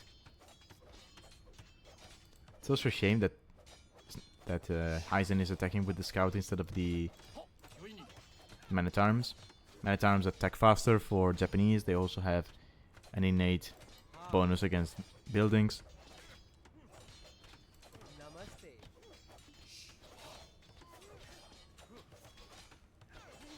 I mean, it's not that much of a strange choice. You sometimes see man-at-arms towers on Black Forest. It can work out. But yeah, I would have just liked to see the tower instead of the archers.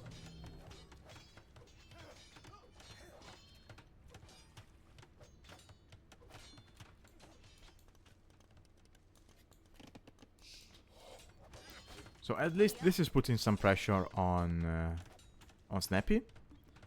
And yeah, HeisenN figures, well, I've made him use stone. Let's go pressure the other side, and Snapy knows about that. And he's just going to drop walls over here as well. Which he should be able to, because yeah, the man-at-arms will start attacking after Snapy has started building the walls. He sent 4 vills just to be sure.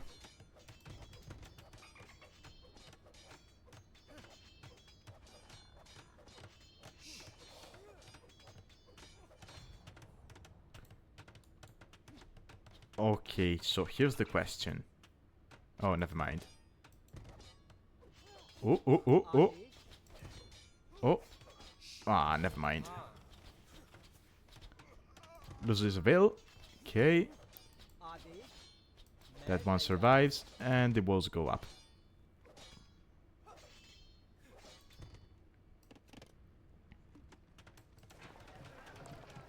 Key market. So behind this, yeah, HeisenN is going to have a slightly better eco. Now the problem for HeisenN is that Snapy is on stone. And he's safe for the time being. So if this turns into a castle drop, it could be an issue. I mean, Snapy, he gets the castle, he deletes this, drops a castle here, and he has an amazing spot to access his opponent. His opponent's base, sorry.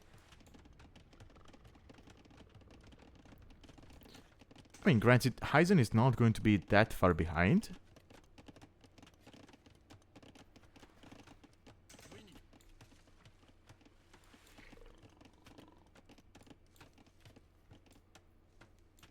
Yeah, he's going to be 1 minute behind. Now, the fact he has archers on the field should allow him to prevent a castle drop on his face. Or at least this area. If he notices. Yeah, Snapy just not having it. Dropping another layer of walls. HeisenN is going to go around just to be sure there isn't another passage. We might just see Snapy just stone wall behind this. Because he's still... yeah, he doesn't know this is closed.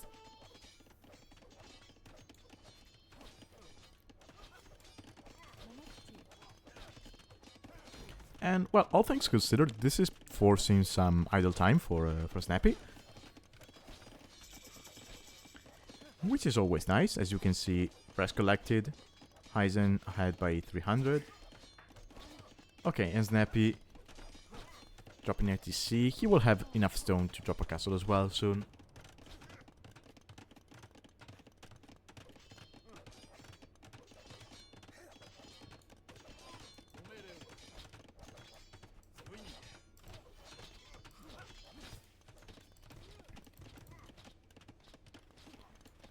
Okay, hear me out. This is where you drop a siege workshop. Okay. I was about to say siege tower, but there's a castle over there, so it's not the best idea. And you cannot siege tower here because there's 2 layers. You could do it here, but then you will have to go all the way around.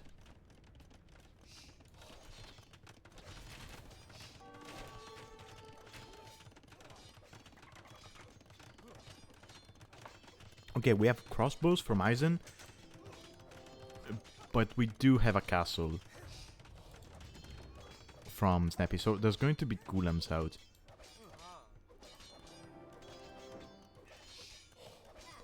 And golems will be able to kill the crossbows quite quickly. Oh, HeisenN doesn't stay there, so he will not know about the castle and the golems.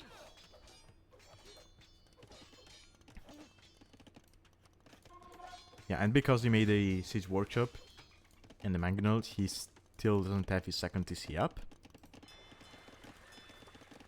Okay, he built a dock, so we might see a fishing ship anytime soon. Okay, nice. The mangonel is going to be able to pressure the TC. Or go back. Okay, he's going to try to break through this. If you're Snapy, you don't really care. You just let the mangonel break through, and the moment there's a hole, you just run out with the golems, and you're fine.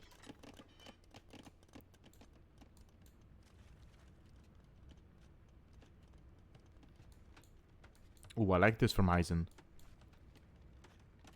He's just making sure that his opponent is not going to go around any other way. and that they're going to fight and interact where he wants them to be fighting and interacting.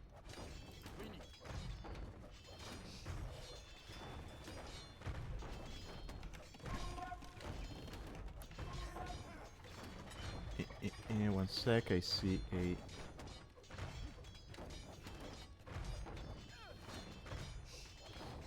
another bot in chat. Let's just get rid of that. There we go.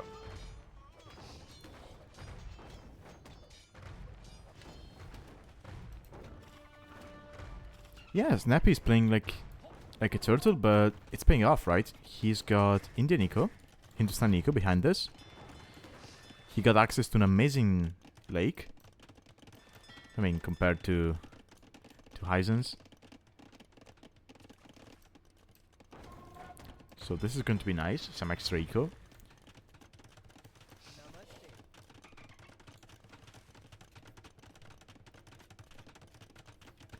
And again, if it gets to late imp,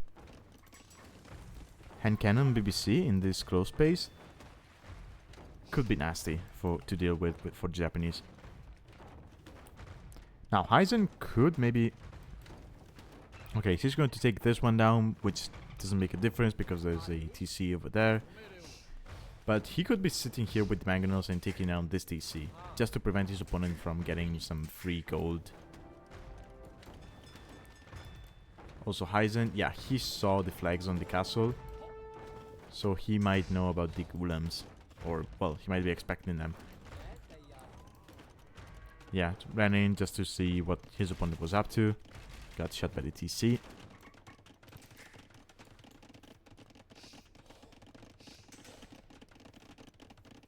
Eco numbers quite similar.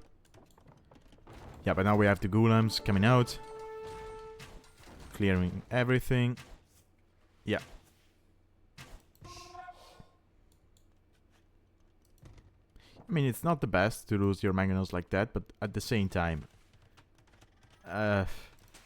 cannot get through this. There's stone walls everywhere else. Best you could do was maybe pressure the TC.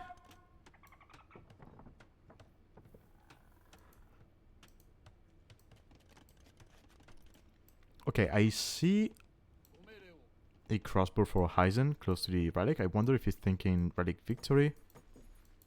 Did that Jaguar? Yeah, he got a villager. So relic victory is not going to be a possibility for HeisenN because of this single relic in Snappy's base.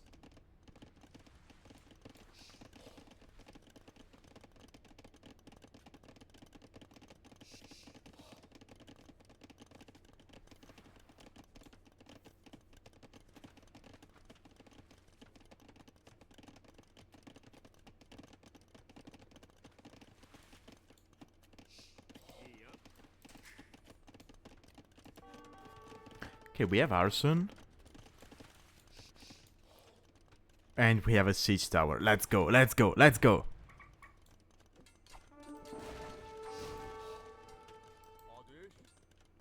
Ah. Do we have full armor for the golems? We do.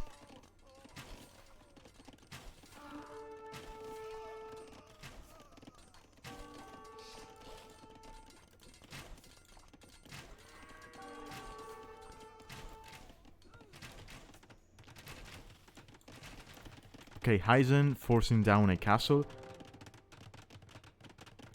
Ooh, golems get through. They're so fast. Do they have... Yeah, I think he got squires. Yeah, he did. Now, the good news is this castle will go up. Granted, with some losses for HeisenN. And now he can make samurai, but... Yeah, he doesn't really have an eco working at the moment.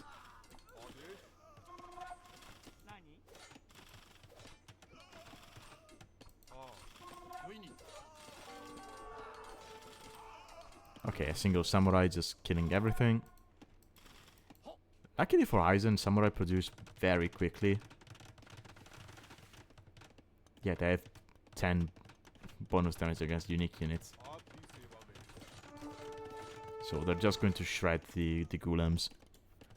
I mean, golems were made to fight archers to begin with, so they don't really want to be fighting any infantry. But we have Imperial. We have Imperial from Snapy. And from this, if we see a university anytime soon, he's going to be switching to hand cannons. Okay, he's coming forward. He's going to probably be dropping a castle here to be able to get through.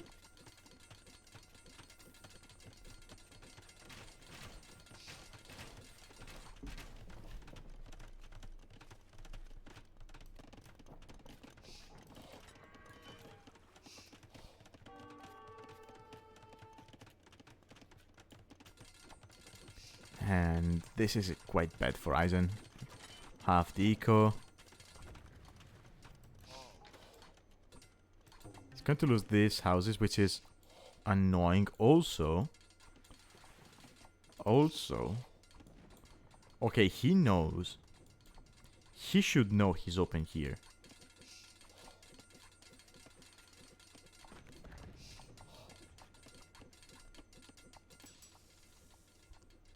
Okay, Snapy getting Botkin, Arrow, and Thumbring. Is he going to CA? You can't really go... Yeah, he's going to CA. You don't really want to go into crossbows. Heavily into crossbows as in the Stanis, because you do not get Arbalester. But their CA are... Yeah, they're just missing Parthian.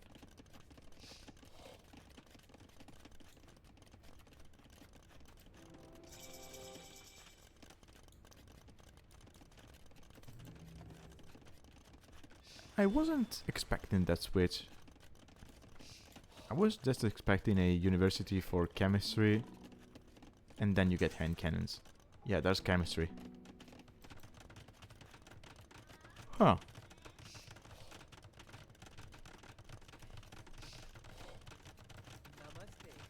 Another castle, just for good measure.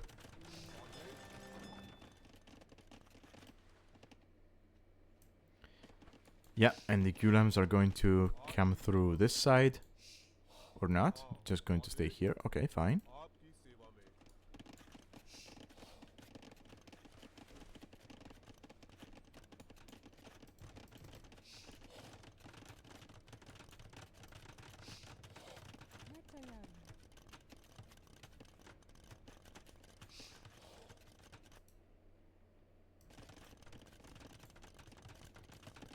Okay, we're going to see Imperial from HeisenN. He bought himself some time. I mean...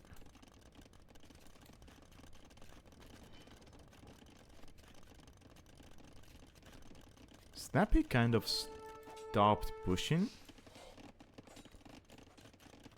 He is still ahead by 40 vills, so that's still okay.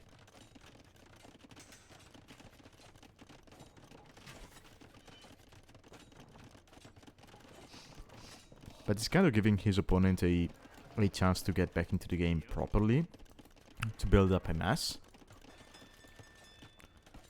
Okay, we have more crossbows from HeisenN, so he's probably going to switch into Arbalester eventually. He realized, well, I'm against Hindustanis, he's been Imperial for a while now. I cannot keep making Samurai, I have to go into something else because he's expecting the hand cannons from Hindustanis.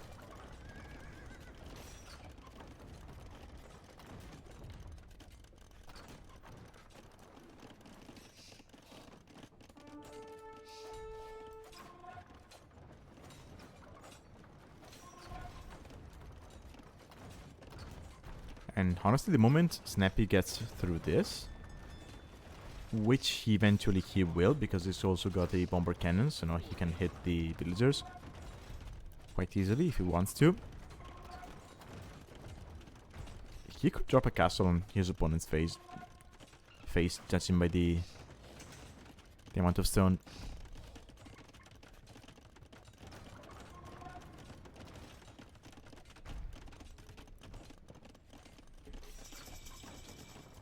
What's the fish situation like? Okay. We got some from HeisenN.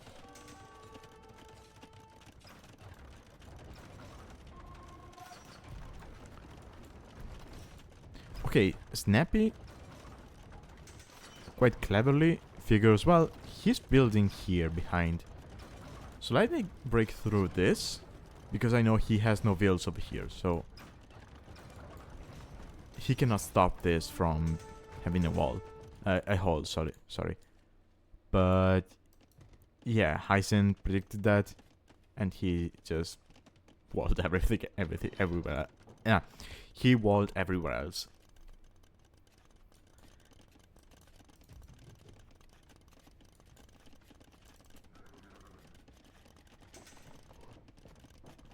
Okay, so Grand Rank Road, that's going to increase the gold income for Hindustanis, and that applies to every kind of gold income. So relics, gold miners, I think oysters as well, you name it, it works.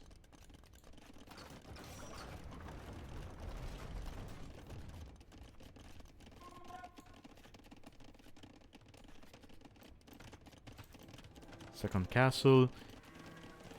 We already have our Balesterian from HeisenN. Everything okay, missing the armor, that's fine. Did he get chemistry? Yes, he did. And now HeisenN knows about the CA. And that's a lot of CA. And he immediately switches to Skirmisher.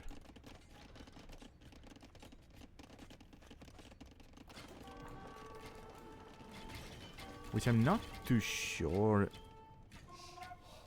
what to think of, but... Okay, we're going to have Elite Golem.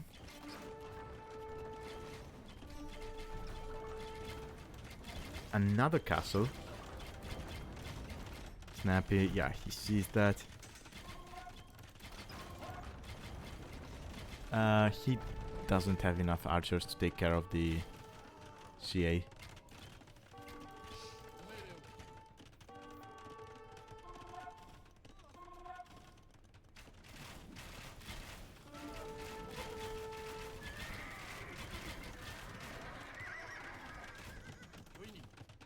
Ooh, he actually pushes them back, but yeah, now that Snapy has confirmed his opponent is on skirmishers and arbalesters, he's just going to be making more golems.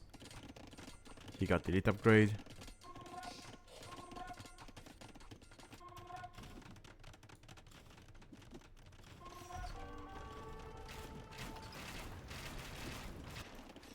Hold on. Wait, is Snapy out of gold? Okay, okay, he knows about that one. He knows about that one. But he's got 0 gold. He could even go for the oysters if he wanted to.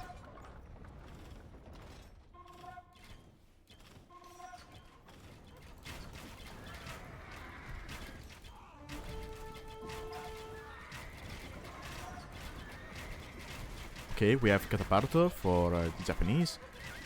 That's going to make their tribes pack and unpack faster, also fire faster. But we do have bombard cannons here for Snapy, and he's making more. He's not sending this one forward, but he's making more. And he could just snipe the tribes with the golems. Yeah, there we go.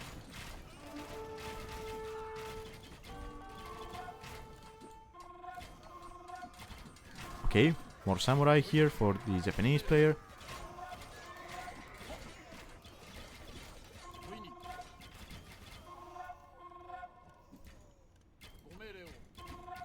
So, quick reminder, this one was played on the previous patch, so... Yeah, HeisenN calls this GG, so the samurai will not be moving faster when charging an enemy. Okay, so Snapy takes the set to 0.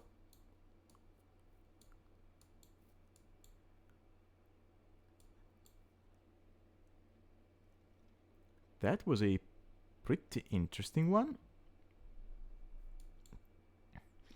I'm surprised that this is the second game I've casted on this map. And it's the second time I've seen someone picking the Stunnies and go for Golems. I mean, what are the odds, right?